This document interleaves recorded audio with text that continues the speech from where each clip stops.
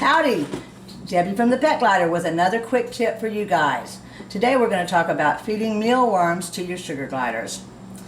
Here at the Pet Glider, we think mealworms are an excellent treat, but just because they have the word meal in their name, it should never be the only source of protein that you feed your sugar glider, but they do make a great treat. In fact, in the 14 years that we've been in business, I don't think that we've met a sugar glider that doesn't like a mealworm. You may find a young joey that'll turn up its nose at a mealworm, but that's only because they haven't had one yet. You know, I think sugar gliders are really cool. They don't tend to overeat the fresh diet that we feed them daily. Not so true with the mealworms. They'll chomp down and they'll eat and they'll eat and they'll eat. And then they have no room to eat the diet that keeps them healthy.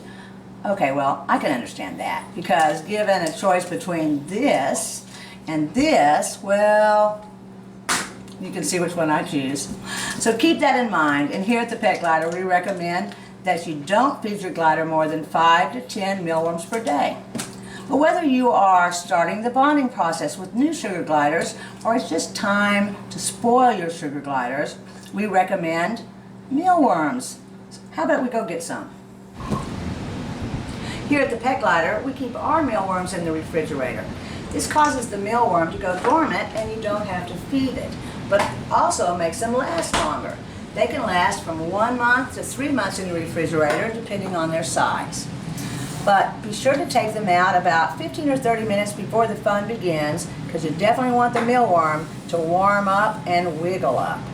Now, if you don't like the idea of keeping the live mealworms in your refrigerator, you certainly can keep them in a cool, dry place in your home. Now, they won't last as long, and they will need to be fed. We suggest raw potatoes. But it doesn't matter whether you keep them in the fridge or outside of the fridge. Remember to put them in a container where they can breathe. You can either take the top off or make sure there's holes for good air circulation. You can buy live mealworms online or from the larger pet stores, but just don't buy them from a bait store or try to go into your backyard and dig them up, because you'll never know if these mealworms have come in contact with something that could be very toxic to your sugar gliders. Don't be surprised that your sugar glider is going to be very eager to get the mealworm from you. So if you pick one up, I want you to pick it up at the very end, slightly pinched, and if you do that, then you're going to avoid your fingers too close to that eager sugar glider's mouth. So I think it's about time that we got some sugar gliders and fed them mealworms. What do you think? But first, wash your hands.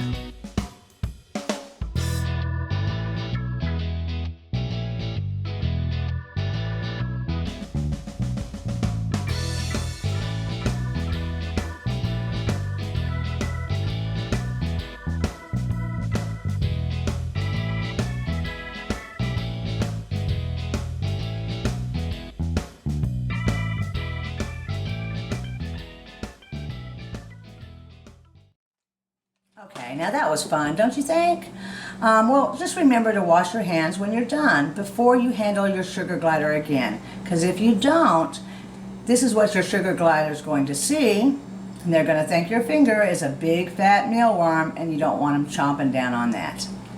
So remember, you can buy live mealworms online or at the larger pet stores, but better yet, visit us in Houston and we will sell you the freeze-dried mealworms, and we'll even have live mealworms for you. But while you're here, why don't you pick out 2, 3, 4 beautiful sugar gliders to go along with your mealworms.